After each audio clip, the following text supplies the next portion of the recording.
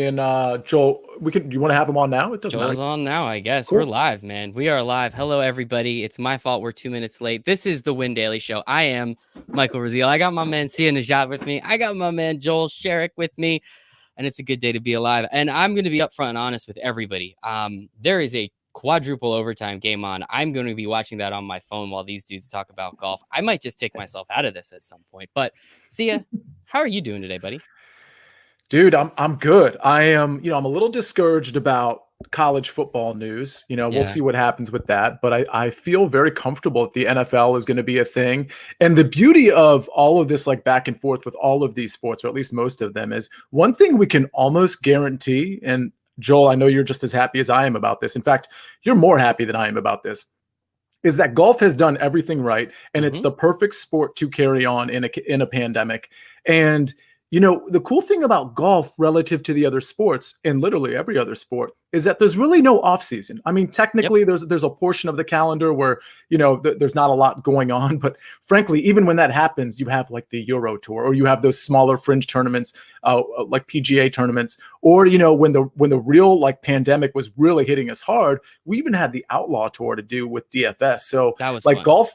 golf is here like to stay. And if you haven't already gotten into DFS golf, obviously if you're watching this, you've already gotten into it. But I'm telling you, we are just scratching the surface with the excitement that DFS and just betting matchups, outrights can bring. So I'm super excited. That's what I wanted to. Your soon to be job. I was listening to Gil Alexander the other day, and he was pretty much saying, he had a couple guys on. They're like, the golf is the one sport that can really grow the most from the actual betting side of this, because it's had its limelight. It's been in the sun for a little bit, which is awesome. But also the opportunity that there's all these new and different ways to bet it. As you said, the matchups, you can do the outrights, you can do the first round leader.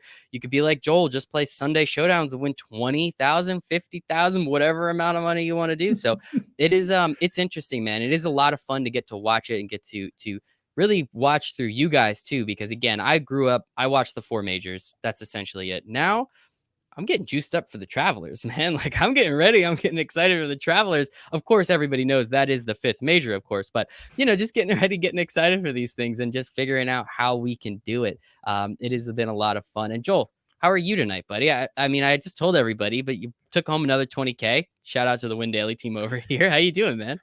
I'm doing great. I can't complain. I'm a little bummed by the college football news. Yeah. Obviously a big fan. So, and obviously that's going to trickle down and have an avalanche effect. But going back to what you guys were saying before, golf is consistent and it's not going anywhere. And I think it is due to the pandemic and due to the fact that we didn't have anything else. Hey, to be honest, I got into golf because of that, right? I wasn't doing this prior to the pandemic. That's what got me into it.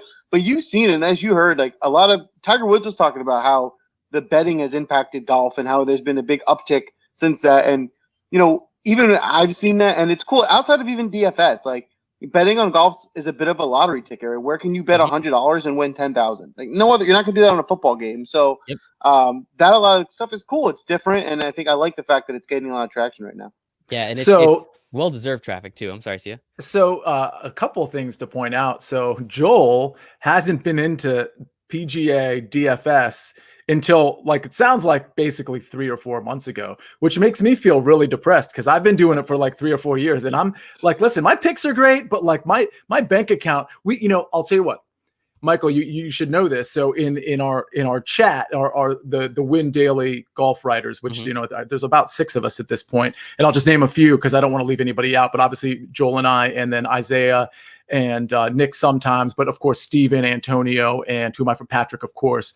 And we were talking about kind of like jokingly, but not really at all, talking about like Joel and his tax bracket now. You know what I mean? And it's like, it's so funny because when you say it in a comment or like in a text group, it's like, oh, you're just joking around. But then when you really think about it, it's like, oh, yeah, that's an actual thing. Like good news, bad news, but like mostly good news. That's pretty cool. I would, Joel, if you want, you can give me all that money and I'll pay the taxes. How's that sound? We'll see how much I lose, and then we can talk about it. All right. In that case, I mean, I'll take the losses too, man. That's fine. Like, I'll write that stuff off. There's nothing wrong with that. Sia is my lawyer, so he'll explain to me how taxes work and all that stuff. So I'm not really too worried about it there. But very excited tonight. Obviously, we're going to be talking a lot. We have the Wyndham Championship. And this is a setup to the FedEx playoffs, right? Again, I'm still trying to figure this stuff out as we go. So excited to hear what you guys have to say, what you have to think. As we said again, Joel took it down. As I said before, I have this hockey game in front of me. There is 5 minutes left in quadruple overtime, people. I'm sorry. That's why I was late. I really thought it was going to end. I've never seen 5. What is 5? Quintuple overtime? I've never seen it. So that's really the only reason why I'm watching right now. But this will be fun. This will be fantastic. So talk to me. Where is Wyndham? What does it mean as they lead up to the playoffs? See, I guess I'll start with you. Like, what exactly does that mean to most people out there that, again, we just got into DFS golf a couple months ago and we might have won, I don't know, like $250,000 doing it since then? My math is about 170 in the big ticket items, but I don't know. Joel, Okay. you correct me if I'm wrong. I don't know. It's fine. But who's counting, right? Exactly. So to qualify for the FedEx Cup playoffs, you have to be within the top 125 in terms of your points. So it's interesting because this tournament, there's a lot of people. I mean, honestly, I think it's about half the tournament that are sort of teetering between half the field in this tournament, teetering between like 100 and 140 or, something in that range. So there's a lot of people. If we're going to go down like narrative street here, there's a lot of sound effect, please. Oh, boo, boo, boo. Nice. Thank you. So if we're going to go down narrative street, like that definitely is factored in. I mean, you can't factor it into everybody because then you'd be selecting like half the field, but there's a lot of really good golfers that are in that 120 range or 92 or 101. And it's like, you kind of need to, because by the way, once you get into the top 125, each tournament, it trickles down to a lower number. So it'll be like 75 and then 50. And so it's really important to a lot of these players playing this week to be in that 125. Joel, anything to add to that?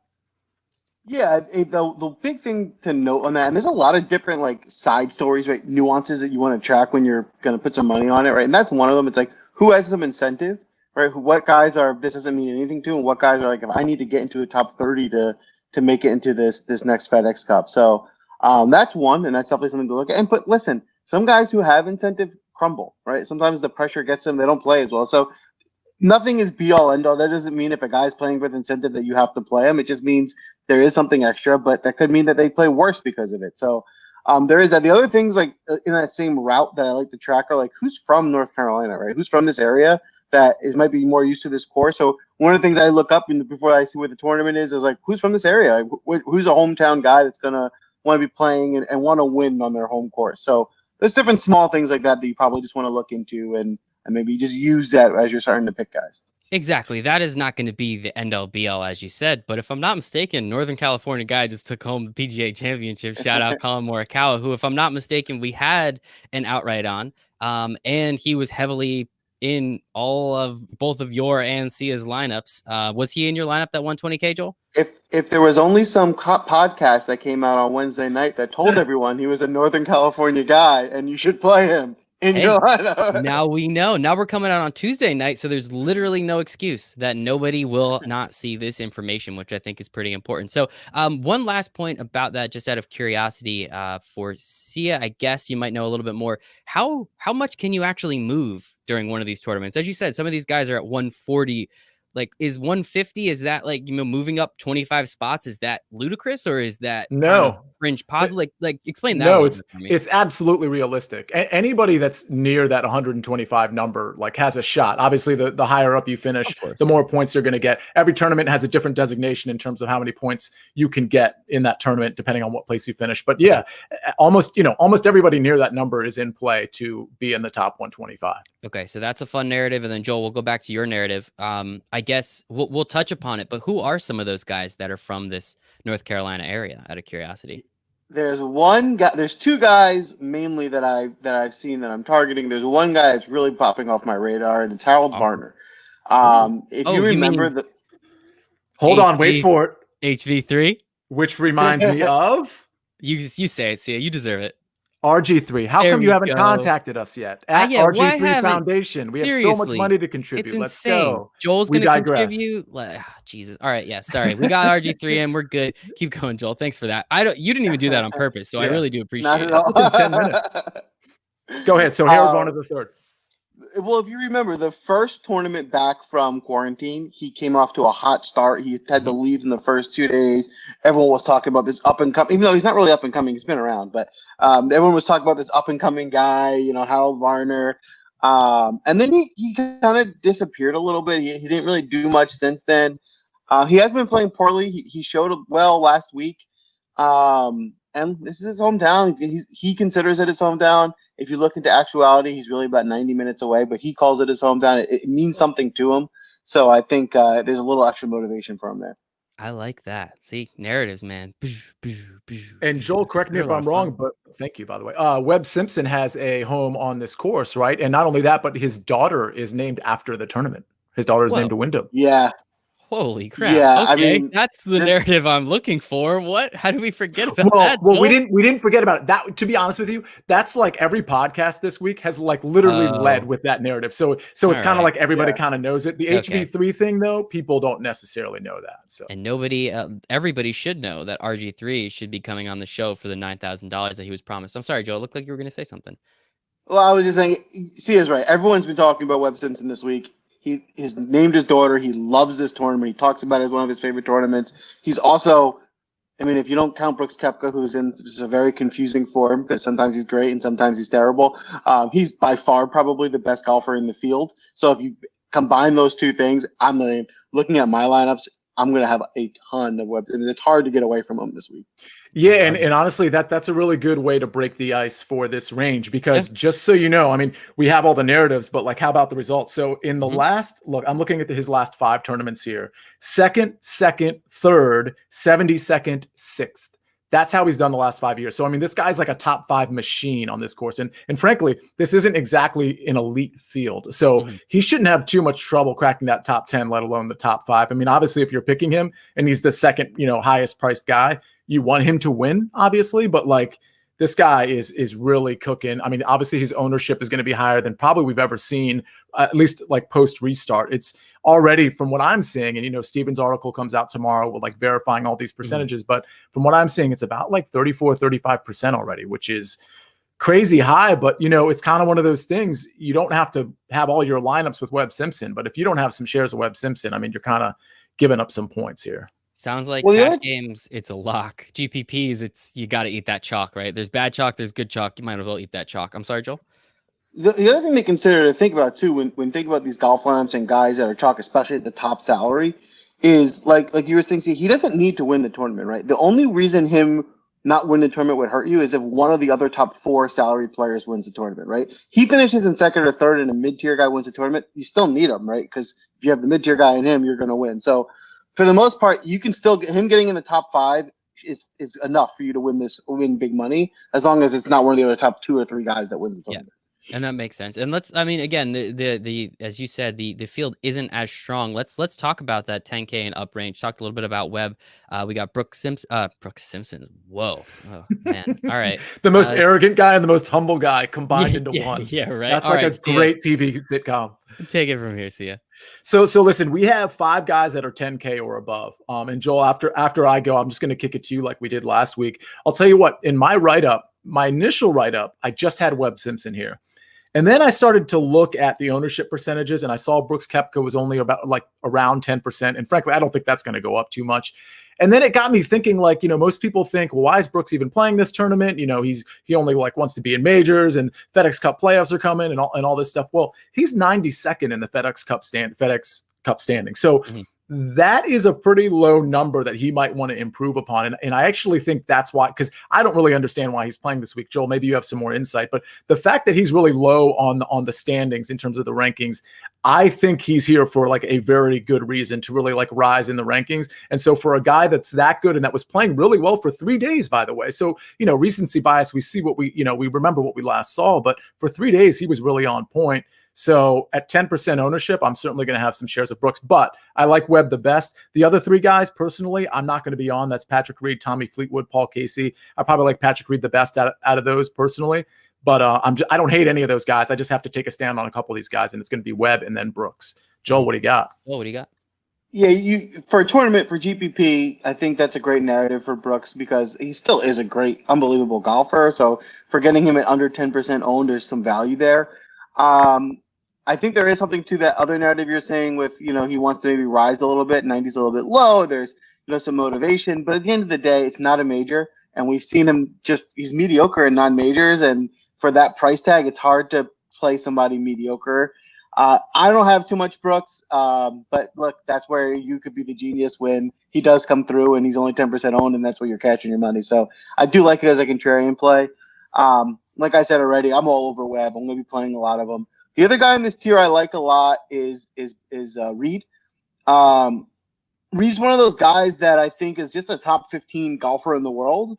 And, anytime in a field that's kind of not such a great field, if you get a top 15 guy, right, he almost plays as a top 5 guy because there's not that many guys at his level or echelon playing. So I love Reed as well. I'm going to have a lot of him. It's hard to build lineups with Webb and Reed combined because then you really got to dip low. But here's the caveat. When thinking about DraftKings building lineups, when a field like this where it's pretty top heavy, the guys that are priced below 6,500 is not as big of a difference to the guys at 7,000 as it normally would be, right? Because the guys that are right now are 8,500, 8,800 in a normal field are 7,500, 7,000. So it's just a spread out. So now the guys that are based at 6,000 aren't that much of a lower tier than the guys that are 7,000. So I'd rather go a little more top heavy on the guys I really believe in and then take some more shots with the lower tiered guys because it's probably a less of a spread than normal in this kind of field. That's really good insight. I like that a lot. I love that idea 100%. That's awesome. I personally will be doing a little bit of that and maybe just a little bit more balance, try both out, but it does make sense in this field. I mean, you'll see when we go through the numbers, like we have a little bit in 10, we have a little bit in the 9 range, a little bit in the 8, and then it's just like the floodgates open. So in that 7K and 6K range. So you can absolutely stack 3 guys that you love. I mean, not necessarily 3 guys in this top range, but you know what I'm saying? 2 guys maybe in the top range or whatever, and then another guy that drops down a little bit, and then just take a chance on some of these, 6,300, 6,500, 7,100 guys, because you can fit all that in this week. I love it. I love it. And just as a little update for everybody, we are going to quintuple overtime. Unbelievable. In the, Blue Jackets Lightning game. And I love playoff hockey. And I've literally watched every single second of this game. I am not lying to you guys when I say that. So this has been fantastic. Also, Sia is getting chirped right now on Twitch. I don't know why. Don't read the comments out loud. But man, he's getting chirped over here, dude. I don't know who these people are. Or do you know who they are? Or... The names I'm not familiar with at all. But I wasn't sure. But yeah, Sia's just getting chirped right now. Some positive, some negative. I don't know, maybe not negative, but definitely. No, it's all positive. It's all positive. Yeah, I love it, man. I love it. This is good stuff. Once you get haters, man, that's when we know we did something good. Listen. So we had a lot of people this week in particular, and honestly, this is probably the Joel Schreck bump, if I had to guess, and it makes sense, right? We had a lot of people like texting me or on our expert Discord chat being like, "When do you guys come on?" So it's actually kind of exciting. I mean, I'm just to look behind the curtain a little bit, because like any of this banter, and I encourage the people on Discord, I was like, come in and like ask questions and all that. So I'm trying to set, I'd like to set this up for like kind of like a Q&A session where we're not necessarily doing it real time, but like they're writing the questions. And after we go through the tiers, Joel and I can kind of just answer some of the questions. So not some of the allegations, but some of the questions. Not going to answer any of this stuff. One of them though could be worse. But yeah, ask us some questions. I will moderate. I think that's my job, and I'm not gonna lie, I'm mostly gonna be watching the hockey game when it comes back on. So just let's have a good time here. So let's go to the 9K range. Yep. And I see I see our boy Abraham. He's out. What happened? He is out. I don't know what happened. He just decided to withdraw. I mean, he's been playing a decent amount lately. Maybe he just decided. I mean, he's comfortably within that FedEx Cup standings. Maybe he just wasn't feeling it this week. I would have definitely rostered him had he been here. That's for sure. He's one of my guys. I know. We know. In this range, I'll tell you, like, I really only have my eye on one guy in particular. I like 2 guys, but in terms of like the lineups I've made already, there's really one guy that I have, and it's a guy that I don't normally like, and it's Justin Rose. I mean, he was so good last week. I had him in a few lineups last week, and I was really hesitant because he had such a long layoff, and he wasn't Adam Scott layoff, but he hadn't been playing too much, and when he had played, it wasn't necessarily that great. Last week, he gained 4 full strokes on approach. This is definitely an approach course, a second shot golf course. So he did really great there. The kind of watch out there is he also gained 7 strokes putting, which is a ridiculous number. So there's the good and bad there. You need to be a good putter on this course in particular. And the problem with the putters is they can kind of regress, to the mean a little bit. But +7 also tells me something that he's like really dialed in too. So there's like kind of good news, bad news there. But let's take the putter out of it. Gaining 4 strokes on approach. I mean, this guy just came back in and became the Justin Rose that I remember seeing like a year or 2 years ago. So I'm happy to roster him at 9,900. Yeah, I'm sure he'll be a little chalky. The other guy I kind of like, but I haven't really rostered. I think he's too chalky personally, is Harris English. I'm off the other two. Harris English and Joel, before you go, wasn't Harris English in like the $7,000 range last week or the very low 8K range, right? He's been climbing up the last, few tournaments, but yeah, he's like, post restart, this is like a 7,200 guy. And then, he's typical Joel. I attribute that more to the field than I do to his form. I think it's a weaker field. So he's been in good form. I think they just they have to obviously have the salaries adjusted. I do like him this week. He has been playing well. He's one of those guys though that, if you're playing GPP, which that's what you do with golf, right? You don't play 50-50 golf. Golf is a GPP game. So this week I am playing him, so I'm not shining away, but he's typically a guy that gets you top 20s, maybe around 10. Rarely does he get in the top 5, which is what you need to win these tournaments, or at least close. Now, because of the weaker field, maybe that will adjust and that will get him in the top 5. And I do like the way he's playing. I like his form. So I like him. I don't love him. I think his ownership level is going to be higher than I would like for him. But I think for this field, he's too good to not have any exposure to. Anybody another else guy? Yeah, another guy in this range that I'm targeting. I'm looking at more because of storyline than actual statistics is Jordan Spieth. And it was just something, as you're preparing for the week, something I read was a few years ago, he was playing a horrible round, and on Sunday he went on a tear, and on that it said, I really found something today. And then he went on to become, the good Jordan Spieth that we know, where he'd win all those tournaments, and then he's disappeared since then. And they're kind of making a parallel to this past Sunday where he was terrible, and then he went on a tear this Sunday. Like, could this trigger him getting on a streak or on a hot run? That's all I'm basing this off of. Not probably a great idea to play a lot of him, but if you want to have a little exposure and a weak field to a guy who's historically a really good golfer, maybe it can't hurt. Okay. All right. I like that. I'm here for the narratives, man. This is fun for me too. So I like the way you're reading, you're researching. We appreciate that. So thank you. Yeah, maybe I usually do like 3 max. So it doesn't sound like I'm going to play too much Jordan Spieth, but hey, maybe I get frisky. Maybe I get a little crazy on that one. So it doesn't seem like this 9K range. I mean, granted, there's only a few golfers in this range. It doesn't really seem like this is one. And if you take Abraham Answer out, our boy Abraham Answer, it doesn't really seem like too much is going on there. 8K range looks a little bit bigger. A couple names that we know. How do you see it? How are you looking at this? Wow, Ches Reeves that high. Geez, yeah, I think it. This is starting to get weird, man. Yeah, I don't know what to say. So Brendan Todd's great iron player. He doesn't necessarily close on Sunday, but that's okay. He's been very good. I'm not on him this week. Let's see, what's his ownership range? It's pretty high. So I'm actually avoiding him just because I like guys that are a little lower, a little bit more sneaky, if you will. Sung J M for me has just been too erratic the last 4 to 6 weeks. Off of that too, Shane Lowry's been very good. Not on him. The guys I like are Siwoo Kim for one. Now he's made 7 cuts in a row, which in this price range you're not necessarily looking for just a made cut. But last week he was 13th.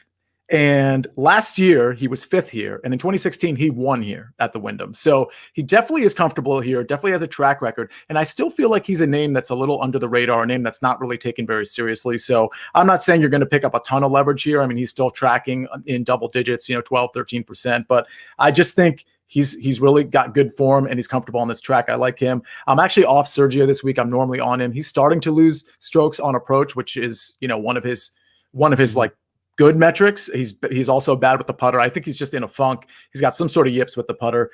The other guy I like down here, the only other guy in the 8K range that I'm on already, that was in my article, is Ryan Moore. He's been very good lately. He's excellent on approach, whether it's short approach, long approach. And when I say short, I'm talking 100 to 125 yards, 125 to 150, whatever, 150 to 170. He really grades out well. He was kind of in a slump for a couple of years, frankly, but he started to come on as of late. I think at 8,100, you are getting some chalk here, but you're getting a really good price on a really good golfer.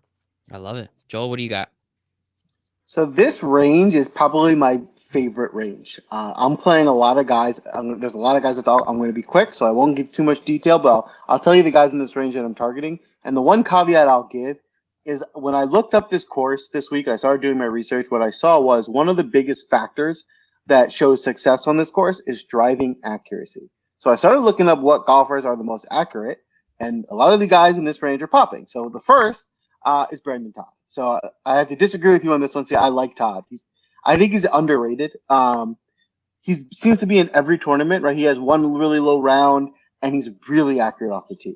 So if that's going to be a big advantage on this course, I think that's a guy definitely worth targeting. Sungjae Im is a guy who,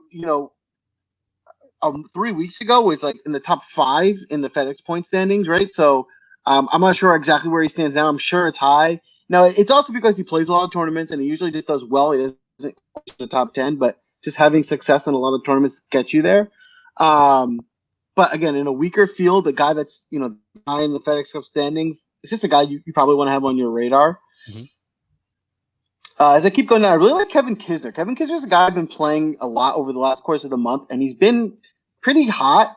The one caveat with Kisner is in DraftKings, he's not a huge birdie guy. He's more consistent. He avoids bogeys. He'll get you a high score, which will win because as long as you finish in a high position, you get all those bonus points.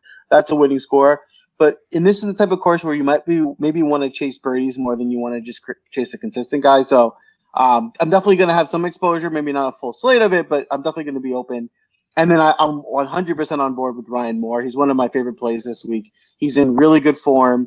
The course fits his game. It kind of feels like all the stars are aligning on him this week. I'm definitely going to have a good amount of exposure to him. I love it.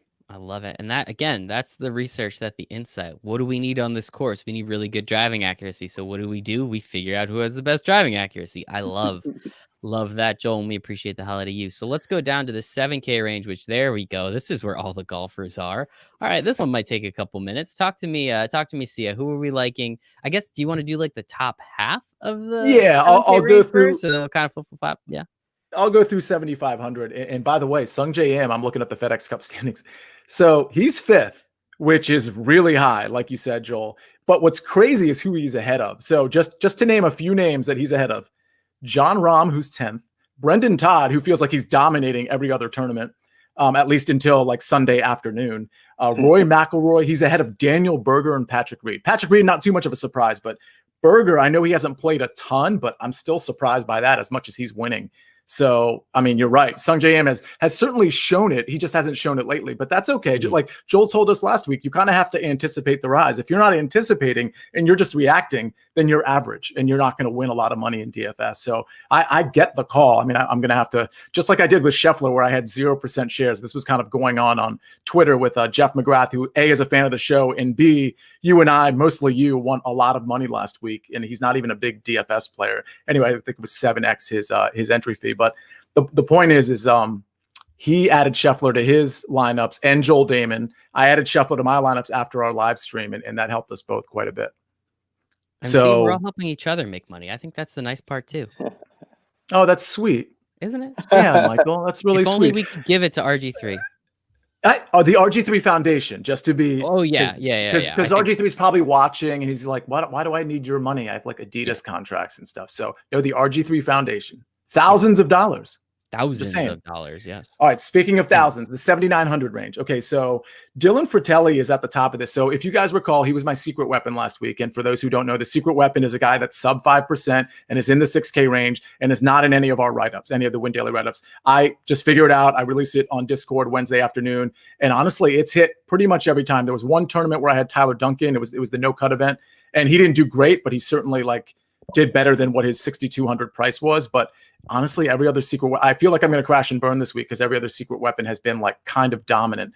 So I'm actually off of him. I like him. He's fine. But just the lineups that I've built so far, he's not quote popping. So the guys that I'm saying oh, I think they're fine. That doesn't mean, but I don't have them. Doesn't mean I'm not going to have them. It just means they didn't stand out to me. So I do like Fratelli in a couple of my lineups, but he's not really standing out to me. The guys who are standing out to me, I'll just get right to it, in the 7,700 range. Seabez, otherwise known as Christian Bezuidenhout. He is really good on approach. He's bad off the tee. It's okay if you're bad off the tee. I mean, you obviously, like Joel said, you have to be accurate, but you can give a little off the tee as long as you're great on approach and you have a good putter. Now, a lot of these guys are inconsistent with their putters, but that's okay. You get hot with the putter. As long as you're good on approach, I'm at least going to take a second look at you. Christian is below 10%, which I like. 7,700, I like that. He's actually one of the first outrights I put in. I think it was like 67-1 or 66-1. So the next guy I like is Tom Lewis. He's coming off a really bad week. I get it. He was really good. Let's see. The comp course here is WGC FedEx. He was second, FedEx St. Jude. He was second there. So he's good on this sort of course type, the bent grass, and he's 121 in the FedEx standing. So if you like that narrative of the, kind of getting inside or staying inside comfortably inside that 125 line, I'm going to go back to Tom Lewis. And then of course, Joel mentioned Harold Varner III. I'm definitely going to have shares of him as well. But that sort of rounds out the range from 7,900 to 7,500 for me. What do you got, Joel? Yeah. So I want to play that noise again. So the first name I want to drop, just I don't really have much behind it. He's a good golfer. He's probably a little underpriced. He hasn't been in good form, but he won the tournament last year. Is Houston, a guy he can play this course well. He won last year. I don't think he's a guy that's he's good enough where he's probably not going to repeat and win the tournament again. But would a top 20 surprise me this week? Not at all. He's comfortable here, so someone that should definitely be on your radar. Another guy I really like is Russell Henley. He was a guy I recommended last week during Showdown. He's in good form. He's hitting the ball really well. His form is going to continue. This course fits his strengths. I think it's a good price for him. I think you're getting a good golfer in an affordable range. Tom Lewis, I'm back on as well. I think I mentioned last week, I have a bias to Tom Lewis now, so I'm always going to be on him. It's hard for me to get away. He didn't play quite as well, but he's still I wouldn't get away from his form yet. He wasn't great last week, but he wasn't terrible. And the weeks before he was great. So I don't think he's lost it, right? I think he just, he played a tough course in a tough field, and I still think there's something there for him to come up in a weaker field and have a high score. Now, one of my plays of the week, I don't normally I play a lot of the DraftKings. I don't normally put too many real bets out. And I love this player so much. I actually put a bet on him to win the whole tournament, and a significant chunk of change on it too. So the guy I love this week, and before I say his name, I'll say it this way. I love him every week. I play him since my hot streak. He's in my lineups consistently. So maybe that's a little bit to it too, that he's a guy that I'm always playing. But my play of the week is Henrik Norlander. I don't know why he's priced so low. Looking at this field, if I was making the prices, he'd be in the high 8s. And right now, I feel like you're getting a huge discount. If you look at his last 4 starts, he's been 12, 31, 6, and these are good fields. These aren't weak fields. He's a good golfer, and I think he's just he's not a name that everyone recognizes, and I think he's getting overlooked. But he's definitely someone that I'm going to be having. He's probably going to be my second highest exposure after Webb Simpson this week. I love it. Well, I have a free $74 bet from DraftKings. So I'm going to let you guys duke it out and see which golfer I put it on, because I wouldn't mind a 50-1 on a $74 bet. I hope everyone got that free bet too from DraftKings. Sorry if you guys didn't hear about it, but it was pretty sweet. So that is the top half of that 7K range. Sia, let's go to the bottom half of that 7K range. So good news. It's actually a good segue ultimately, because Norlander is in the bottom half, and that's it's crazy when you think about that, because he's 7,300. And by the way, I mean, just to throw this out there, and I'm not saying you should not be on this guy, but the industry has sort of recognized this too a little bit, because it's hard to miss this, because 6th at the Memorial, 12th at the Rocket Mortgage. I mean, this guy in really good fields is really proving himself. I mean, all the metrics check out. He's great on approach. He can get hot with the putter, all that stuff. And I'm guessing, I haven't looked at this, but I'm guessing he's accurate off the tee, because I know Joel was looking at that as well. He's 66-1, by the way, if you want to put him in an outright. And so a top 10 is going to pay pretty well too. Top 20. He stuck out to me. Go ahead. What would a $74 bet on 66-1 be? Ooh, that's a good question. It would be approximately $4,600. Oh, I'm gonna Yeah, I be think in it's your 40. I'm gonna be in your lane this week, Joel. I think that's where I'm gonna be. Sorry, Sia. Keep on going. No, that's okay. And frankly, I don't have so Norlander was actually in my write-up. You can go on windailysports.com.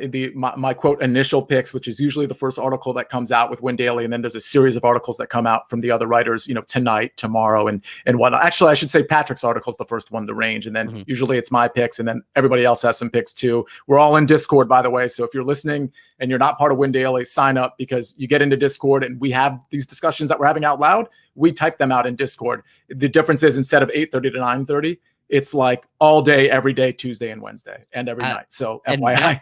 That's completely true. So it is 3 days free, all access to the site. So you get all of the articles, which are Joel's Showdown articles, which he's not at a bachelor party this weekend. I'm actually going to another bachelor party this weekend. Jesus, party animal. Hey man, it is what it is. You got to do when you have a lot of friends. This is just what you do. So Joel's going to be writing up some Showdown articles for this week. As we said, Sia already has his out. We're going to have a couple more that are coming out. And no joke, I screenshot it because I thought it was hysterical. At 3:45 a.m. East Coast time, one of our writers, Steven Sicily Kid, who has this incredible article that comes out on Wednesdays that recaps literally almost pinpoint what the Millie Maker has in projections for ownership. 3:45 in the morning, he is sitting there talking to someone about their lineup, and I just thought it was awesome. I had to screenshot it, threw that up there on Twitter at Win Daily Sports, which I thought was great. So, not kidding, literally all day and all night, especially that Wednesday. That's my favorite. So I digress here, but 3 days, windailysports.com/learn daily. There we go. And one other thing before I get to Norlander and just two of the other guys I have in that 7,500 and below range. We have articles that are like much different than you think. It's not just like us necessarily giving you picks, although admittedly, that's sort of what my article is from each range. But I think it's either Antonio or Patrick. I always get this wrong. They have sometimes very precise articles about GPP, about cash, about, whether you're in a 20 max or a 3 max or head to head. So there's so many different ways you can sort of bet DFS. And we at Win Daily are trying to cover all those ways. So if you want to do head to head, or you want to do a 50-50, or if you want to do a Millie Maker, or you want to do a 20 max or 3 max, we have certain lineups catered. Now, granted, we can do that in Discord too, but we actually have articles that show you kind of where to go with the players depending on the tournament you're in. All right. So Norlander at 7,300. Yeah, I want to comment on that real quick, because for people who are maybe newer to DraftKings, that is really important, right? You need to know that if you're playing the Millie Maker, that you should play that differently than a 50-50 tournament versus a 100-person tournament. And the way you build your roster is different, right? And so even the way you research should be different. If you're going to play the Millie Maker, you don't want to play all the guys that everyone else is playing, because it's going to be impossible to win that way. So knowing how to play each of these different tournaments is another part of how to make money on DraftKings. Yeah, and I think with that. Yeah, and I think a lot of people get caught up in chalk. And so when we're talking about the Millie Maker, yeah, it's true. You don't want to have a ton of chalk. You want to have some ownership leverage. But these single entry tournaments, you can have more chalk. You don't have to worry about, you don't have to pivot off of every quote chalky guy. And I think there's a misconception in the community. And it's almost like an arrogance that the DFS players have. And we as, experts or whatever you want to call us, where we're like, oh, you're going to take the chalk. And it's like, no. There are times and there are tournaments and there are cash games where taking the chalk is just fine. You have to be able to ask the question, or the quote expert, has to be able to identify, hey, what are you playing in? And I ask that on Discord all the time. What this lineup that you just sent me, what is it for? What is it for? Is it for a cash game? Is it for, the Millie Maker? Because I wouldn't even call it nuance. It's a major divide in terms of how you attack each sort of tournament. So anyway, that's thanks for bringing that up, Joel, because we bring it up a lot, but we don't bring it up enough, and people need to know that they need to play their lineups differently. The other couple guys I like in this range, Luke List, great on approach, needs a hot putter like most guys in this range. He's sort of like one of those guys that, a couple of years ago, he was kind of a thing, and then he completely dropped off the face of the earth. I think if we're talking about anticipating, I think this is a guy that actually checks out really well. I think you're getting good value at 7,200. His ownership percentage, if we're going to go there, is not going to be, it's probably not going to be above 5-6%. Right now, it's around 4%. I like him. I think Furyk is interesting. I don't love him. I'll have him in a couple lineups. The last guy in this range that I have already is Scott Stallings. He's been very, very good on approach lately. He's one of those guys that can go low any given day. He can disappoint you too. I typically have shares of Scott Stallings in tournaments he's in, because I just think he has more upside than a lot of the guys that are in this particular range. And that rounds out the guys I like in this 7K range. What do you got, Joel? I I agree on the Scott Stallings call. I just think he's a better golfer than he's getting credit for at this salary. So, I don't like, if he was priced right, I don't think I'd play a lot of him, but I just think he's underpriced. And for a guy that's just better than he's getting priced at, feels like you want to have a few shares of him. So an interesting play, a guy you mentioned that I'm torn on is Jim Furyk. An interesting stat I'll give you is, you know who the most accurate driver on tour is this year? Jim Furyk. Wow. It is. So from that statistic and knowing this course favors accurate drivers, it's hard to get away from. But if you look, he doesn't have any, like he barely has he doesn't have top 30 finishes. He makes a lot of cuts, so he doesn't do poorly, but he doesn't do great. He's just kind of mediocre. This course does seem to suit him. I'll definitely have some exposure to him because of that. Because you never know. I mean, maybe it's on the other side of the coin. You can't just be mediocre forever. As eventually you think you get one pop. So maybe this is the week. So I do like him this week. Don't love him, but I do like him. I like Sam Burns. Sam Burns is not a very good putter, and you definitely need to putt to win a tournament, which is the problem. But he's striking his irons really well. His approaches are very strong. You got to think 1 week he'll figure the putting out. And if he does, then he's going to have a really high score. So at this price range, he could be a good guy to target. And the last guy in this, last two guys in this range I want to mention are Carlos Ortiz. Carlos Ortiz is a guy that's a really good DraftKings guy. Now, he needs to put together a round for him to give you value, but the reason he's a really good DraftKings guy is because he's very volatile. He'll get you a lot of birdies, and he'll get you a lot of bogeys. So like we saw last week with Joel Dahman, right? If Joel Dahman didn't triple bogey Friday night, he would have finished second or third in the tournament, and I'd be a millionaire right now. But he did triple bogey, and I'm not a millionaire, so I'm a little bitter about it. I'm not going to remember. I'm not going to forget that triple bogey. However, my point is, chasing guys that get a lot of birdies and bogeys is a good thing because Joel Dahman, he finished way above where he should have last week, but his score was high because of all the birdies. He even had an eagle, and those scores add up. And Carlos Ortiz is the type of golfer that does that. So if he has a good week and he gets all those extra birdies, that score will really help you boost up the standings, especially in these GPPs. And the last guy in this range to mention is Jonathan Vegas. He's the type of game that really this type of course does well, right? He drives the ball really long and he putts well, right? So if that's the type of guy, he's gonna get a lot of birdies. You're gonna need a ton of birdies on this course. He tends to, similar to Ortiz, he tends to go up and down. He's gonna bogey a lot. He's gonna hurt you with that. If he can keep reining in, keep himself in the tournament, he's a guy that can really compete and help you win some money this week. I like that. Yeah, I think it was Ryan Palmer from this past tournament who had a really high score, but it was wacky. He had like 6 under one day, and it felt like it was 6 over on another day. And Jason was mother effing Sia on Thursday night. He's like, Sia, why the hell did you tell me to play this guy? What's going on? And then Saturday morning, Sia's like, yeah, by the way, Ryan Palmer made the cut. Just hope you were paying attention. So that was a lot of fun. Jason, if you're listening. Let me touch on that. Let me touch on that quickly because that is an important part to understand this DraftKings scoring. Ryan Palmer finished, I think, even last week or maybe one over, something like that. It was crazy.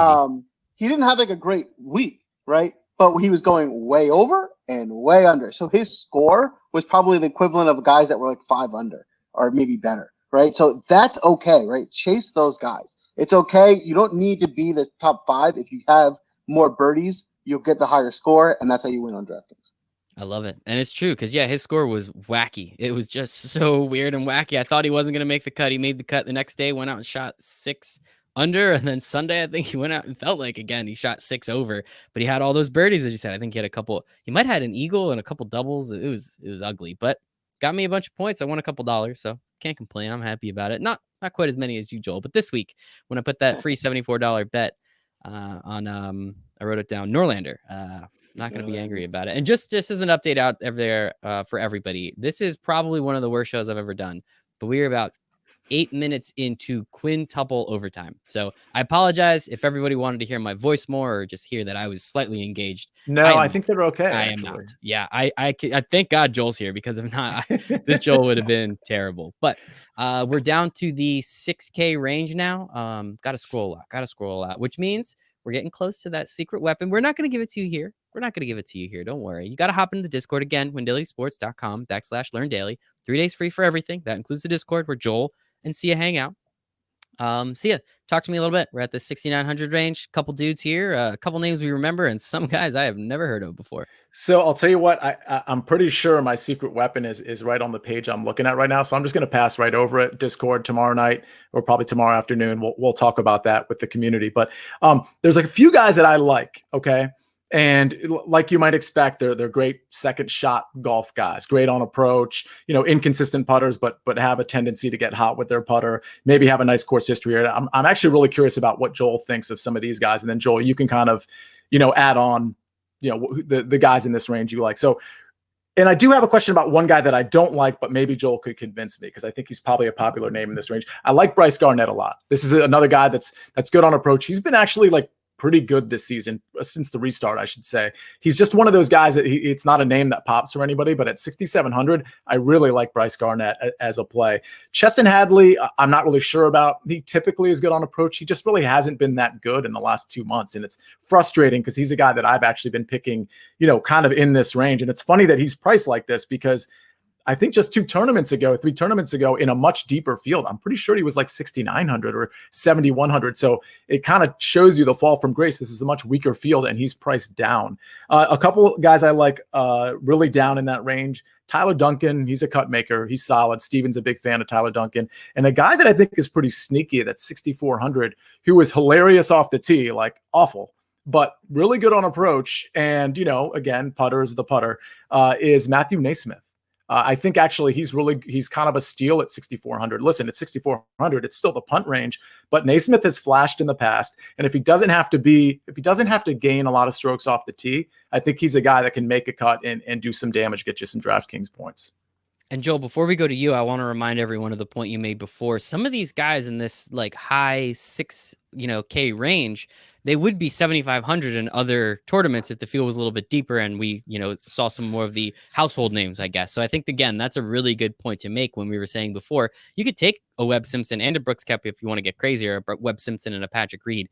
You can come down to this range. It's not as much of a punt. It still obviously is because there's a reason they're down here. But it's not quite as much of a punt. So I just wanted to remind everyone of that we said that, like 40 minutes ago at this point. So yeah, that's a good point. Thank you. I appreciate that, man. Look at you. Some of the guys in this range that I'm really looking at, and it's a lot of like, for example, Ryan Armour. If you guys remember, he got real hot a month ago. He had 2 top 10 finishes. He almost won the tournament right before the Memorial. I'm not forgetting which one it was, but he was right in it. He's one of the most accurate drivers off the tee. This course fits him. He hasn't been in quite as good form recently, but he's been in good form close enough where I feel good about going back to him this week.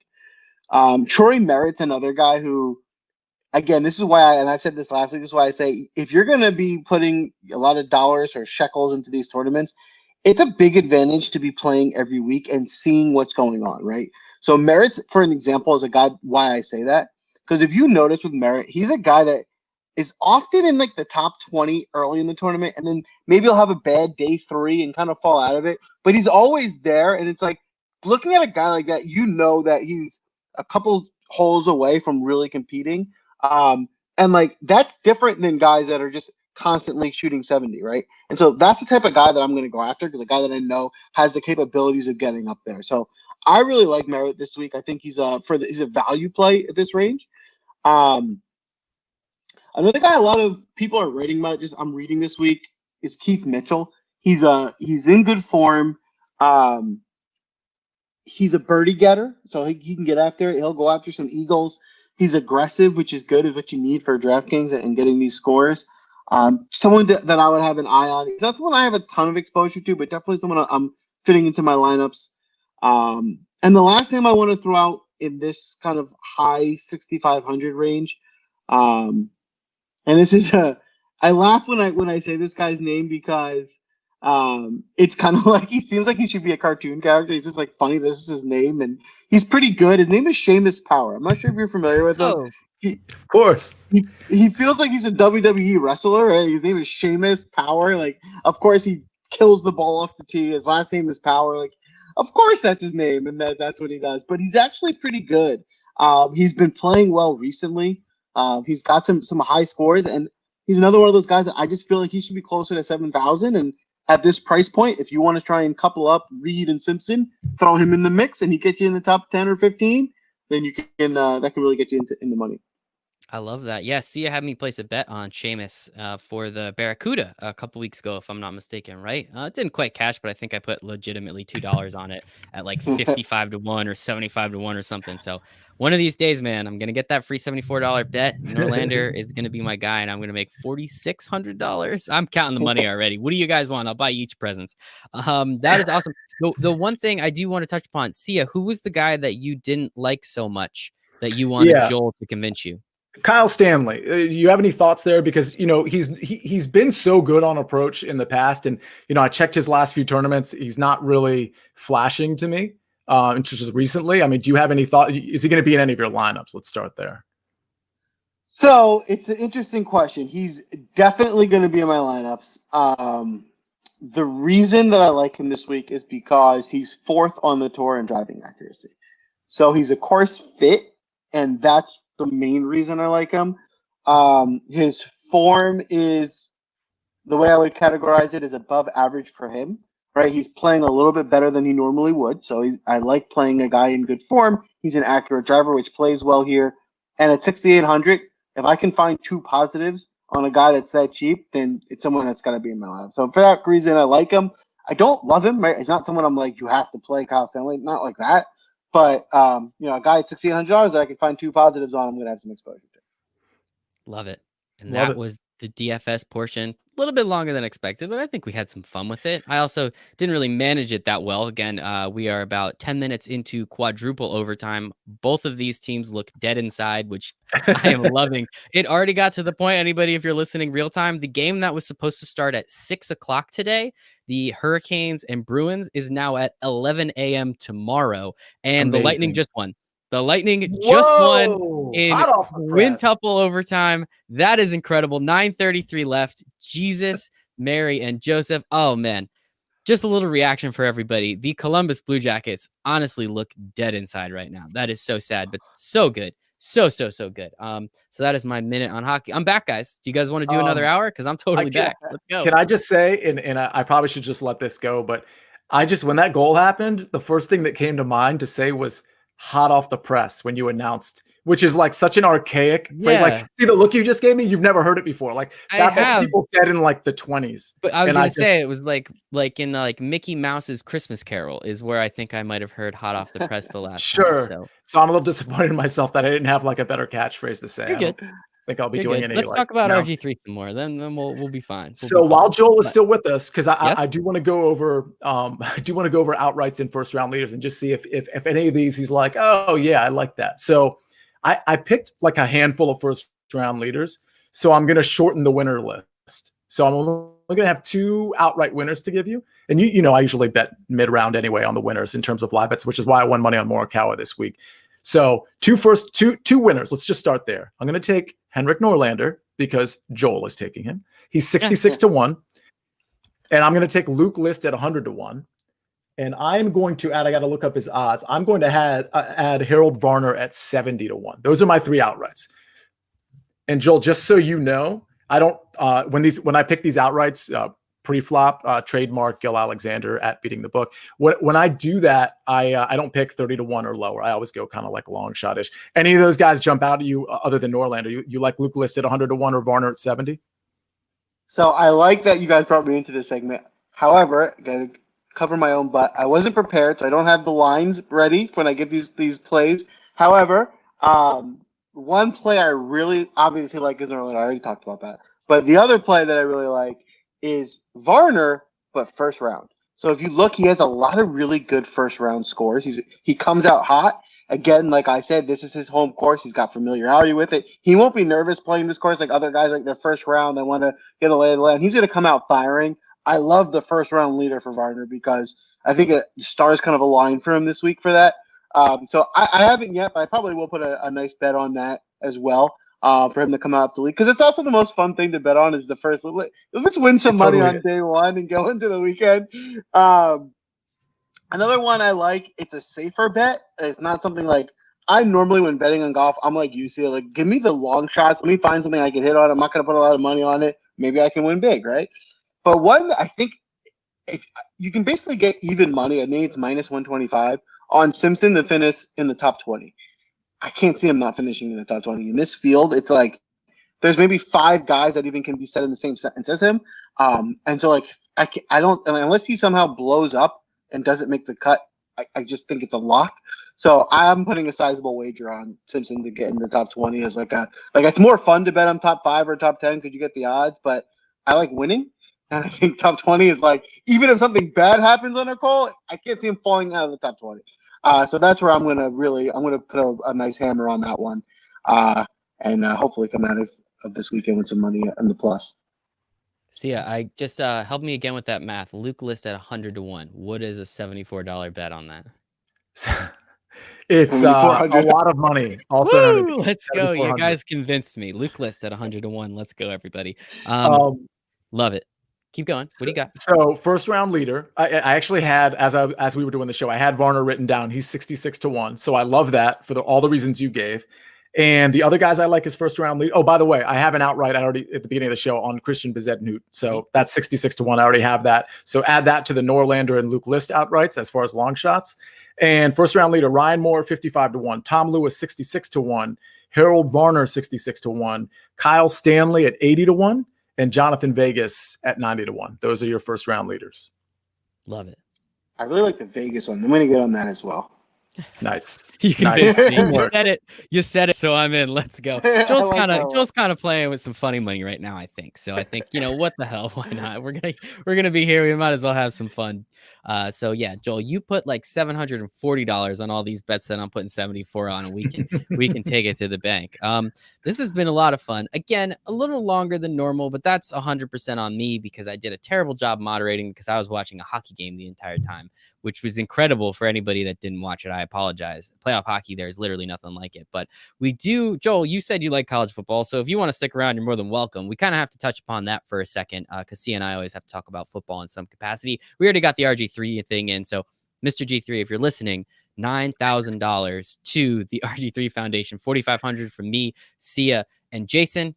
I'm sure really at this point we could probably tack Joel into that. And then a matching grant by Mr. Chris Cody over at ESPN, who hasn't been in here today. A little disappointed. He hasn't come hung out for the show. Yeah, Chris, where are you, buddy? Are you lurking? Yeah, normally he pops in around 9:15 or something. Hey guys, I'm here. Okay, bye. But so let's talk about this college football thing. It came out yesterday that it was a foregone conclusion. The Big Ten was going to cancel their season and the Pac-12 was going to be right behind. They kind of announced it as if it did happen, and then it finally took all the way till about 3:30 today for it to actually happen. The Big Ten did come out. They said they are postponing their fall sports until, I think they canceled their seasons. Pac-12 came out and said nothing will be played until at least January. Super disappointing, but again, if they can't do it in a safe way, they're not paying these athletes. A lot of liability involved if anything bad happens. So there's a lot of BS. So yeah, I mean, this was almost kind of a foregone conclusion. We kind of saw the writing on the wall here, but how do you think that this how do you think this affects college football? And then how do you think this might actually end up affecting the NFL, if any at all?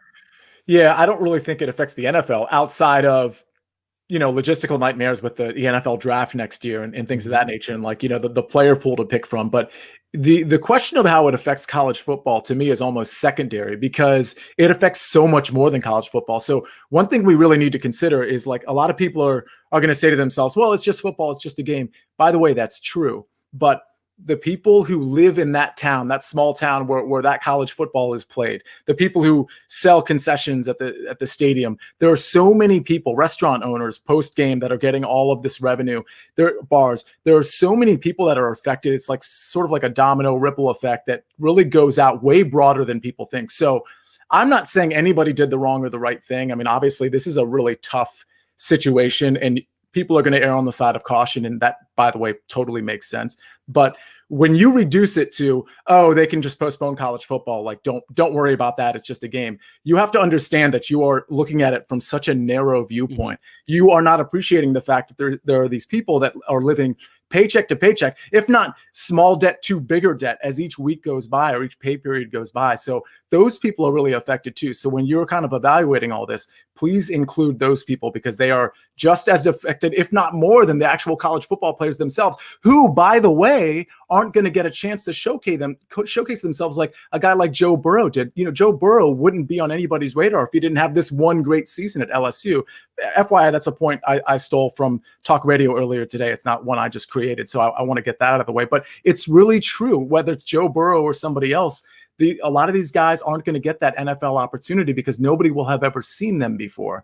And so I kind of agree with what's happening, but I just think the results are more devastating than people think.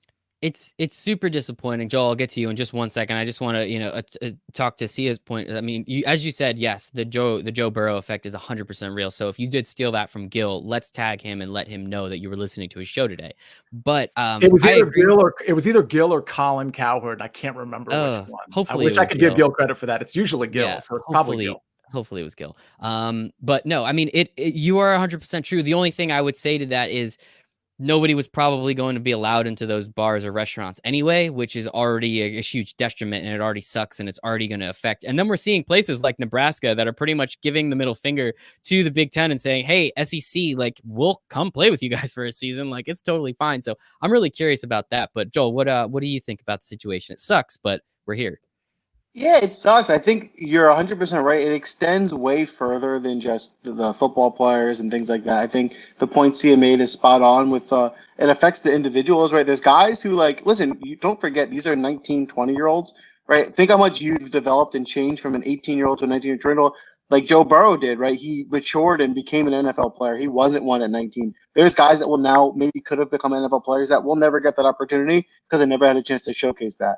On the other side of the coin, like what happened here with quarantine with me, right? I was just so bored. I started betting on golf, and now I've made a lot of money, right? But that's really what happened. I had nothing else to do, and I started betting on golf. But my point is, the reason I'm saying that is with quarantine, like we can't leave the house. There's only so much Netflix you can watch, right? Live sports is something to look forward to. It's something for everybody who's sitting at home, banging their head against the wall, not doing anything to say, like, I can't wait for this next big college football game. My alma mater is playing in a huge game tonight. We talk about it. People come on radio shows to talk about it. People tune in to listen about it. Sports Center talks about it. All of that gets eliminated. It's depressing, right? How boring did quarantine get in the beginning when there was no sports? Now that golf's back, now basketball is back, it's better, right? It's not as just dull. And it's a slippery slope now because once some college conferences start canceling, it's going to be more likely that other people follow suit. And to be honest with you, I am worried about the NFL. I mean, look at baseball. Baseball is kind of like questionable. If they have a couple of outbreaks, I'm not sure if they'll finish the baseball season. The NBA is doing it really smartly. I think the NBA is fine. They're probably going to finish. They seems to have things under control. But if the NFL is traveling around to different cities, they're not in a bubble, and an outbreak happens, the season can get canceled, and then we have nothing, and it's boring again. Yes, it's selfish, and what matters more is the health of the players, and that's 100% obvious. But for selfish reasons, it sucks, and I'm annoyed by it. I mean, I completely agree with you, man. I mean, obviously, we want this to be safe and healthy for all the players, and it's, again, a little different with the NFL because all these players can opt out, and they can pull home $150K. Obviously, for college, that's not the case. Now, I'm not going to get into the debate. Are they getting paid? Are they not? Yes, they get scholarships, and I'm very confident Nick Saban owns a dealership in Tuscaloosa, Alabama, where some kids just drive away in really nice cars. But I'm not here to debate that fact. That's not a fact that I want to talk about, whether it is true fact or a really true fact. But the point is, yeah, it is disappointing, and I completely agree with you, Joel, man. Like, it sucks. I was so bored during quarantine with no sports. Like, yes, I'm selfish. If these guys are willing to play, I'm willing to watch. Like, that's the thing. Like, I kind of agree with them shutting it down and the way they shut it down because they were doing a bullshit job at trying to affect it. I think 37 players on LSU tested positive. Now, is that going to be a bad thing for most of them? No. For some of them, potentially. For some of their grandparents and their parents, yes, that could be a huge, huge problem. And we all know, I mean, I didn't live in a frat, but I went to a couple frat houses. Man, that thing is going to spread like wildfire when college comes back. So it's going to be gross. It's going to be disgusting, but I'd probably do it again. But yeah, I mean, it's depressing. It's disappointing. I was excited to just tail Joel all season for college football because goddamn, you are hot. But yeah, I mean, it is what it is. It is what it is. Anything else from either of you guys? I mean, that's like the biggest news of the day. I am really excited if we get like this weird ass like conglomerate of conferences, you know, the SEC just kind of double middle fingers to everybody. The Big 12, the same thing. The ACC, surprising, they're all based out of the South. Nothing wrong with that. Just kind of saying things. How cool would that be, right? Like Ohio State just comes out and they're like, nah, we're playing Oklahoma and we're playing Bama and we're playing Clemson this. I will watch all of those games. So does that make me a hypocrite? Does that make me a bad person? I don't think so, right? Like, I don't know. Well, first of all, if that were to happen, and let's say some of the Big Ten, a lot of the Big 12, and a lot of the SEC, and maybe a couple other like straggler schools got into this big, or like three different like mini conference, whatever it was, however they set it up, that would be pretty exciting on multiple levels. But also it would be kind of a realistic showcase of the top teams in the country, because it's not like you could do. It's not like if you did that and you had a national championship, that you'd be like, oh yeah, but they didn't have to play, some like ragtag team that is like, it would be most of the good teams in the country outside of maybe one or two teams that usually show up in the Pac-12 and one or two teams that might not be playing in the Big Ten. Outside of that, like all the legitimate teams would probably be in the dance, so to speak. So, I mean, I agree with you. I think it would be exciting. And I don't think there would be much of an asterisk to it. Premier League. Get the top 12 teams, let them all play each other. Let's go. What do you got, Joel? Joel, what do you think? I think that could actually have longer term implications than we're even thinking of, right? Because if that's successful, I think are going to be gone. Like, do we need to watch Alabama play McNeese State, right, and beat the poop out of them and have all those kids get hurt and win 74-7? Like, that's not good for anybody. It's not even good for Alabama players who they risk getting hurt too. It's good for McNeese State though, because they're getting money for playing Alabama. That's the only reason those games. Yeah. But no, I do see your point on that. I totally agree with your initial point. Yes, and then again, selfish of me, but my point also to go back on that is, who cares about McNeese State getting the extra money, right? We don't watch college football for McNeese State to get some money. We watch college football to watch Alabama, Clemson, Michigan, Ohio State. Right? That's what we're here for. That's what the money makers are, and we can get them all in one place. Then there's this. What's going to happen next, right? There's going to be fantasy football college, because all the teams are playing each other, and then we're all going to start playing that, and then it's going to be marketed further, and then there's going to be more betting on it, right? And then there's going to be more people playing DraftKings because all the guys are in the same pool, and we have more data to use. I think it's just going to lead to like something that's more normalized in college, because I just don't see in 30 years from now the college football structure that we're accustomed to continuing to be the case. We've already got a playoff, which is new. I think we're going to continue to get to a point where the top schools are going to be more in their own bracket, and the other schools are going to kind of shift in the back, because that just makes sense, and that's what we all want to watch anyway. Yeah. Honestly, I threw up the deuces because I thought you were going to say NCAA, see you later. I mean, if that happens, legitimately, the NCAA has zero power at that point, because whatever they say, nobody cares anymore. We already are starting to get to the point where we don't care about them. And if they just kind of create this like conglomerate of conferences, and then players from teams that aren't playing just kind of are like, I'm going to go play over here.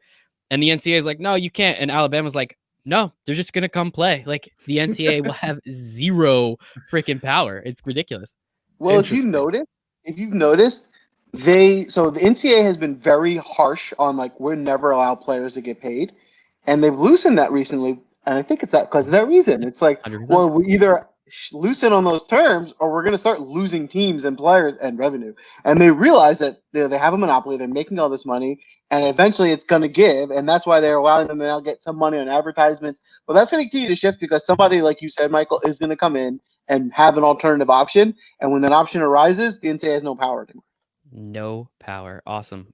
Gentlemen, this was absolutely fantastic. Ran a little long again, but it was so much fun. The Lightning won in quintuple overtime. We had a lot of great DFS picks. We have a $74 bet on Mr. Norlander, which is going to net me, I don't know, like $1 million. It sounds like at this point. At least that's what I built it out to be. I've honestly already cashed that check, so I'm very excited. But Sia, where can everybody find you on the internet? At Sia Nejad, SIANEJAD. Yeah, we didn't piss off any fan bases this week. Do you want to just just slander somebody? Yeah, sure. Josh Allen is not good at throwing footballs. We've done that one so many times. Oh, Sia will be on the radio tomorrow night, Wednesday night, right? Philly, Fox Sports Radio in Philadelphia, The Gambler, with our good friend John Jansen at Jay Jansen, I think, on Twitter. Jay Jansen, maybe a couple numbers after that. Super good dude. I was on there, called Mike Trout's home run. It was Jason's pick, but I'm taking credit for it. So Sia is going to have some great golf picks there. So might have some updated information. Joel, where can everybody find you on the internet? You can find me at DraftMasterFlex on Twitter and Instagram. And real quick, while we're slandering people, The Eagles don't have anyone that can catch the ball. They're better off signing me to play wide receiver. They stink. He's not wrong. He's not Did wrong. Did you know that CNI hate Philadelphia? They're the worst. This guy's pandering to us. It was just kind of like, it was just kind of Joel was just assuming that we hated Philadelphia, and I actually appreciate that more about him. Yes. At Michael Raziel 1, Carson Wentz is already broken. There, I said it. $124 million, completely useless. For everybody over here at Win Daily Sports, again, windailysports.com/learn daily, 3 days free, all the articles, all the projections, all the expert Discord chat with Joel, with Sia, with all our friends, Antonio, Patrick, Isaiah. Nick just kind of is in there sometimes because he likes it. Sicily Kid, of course. Look out for those articles that are coming. And we all hope you make it a very, very profitable night.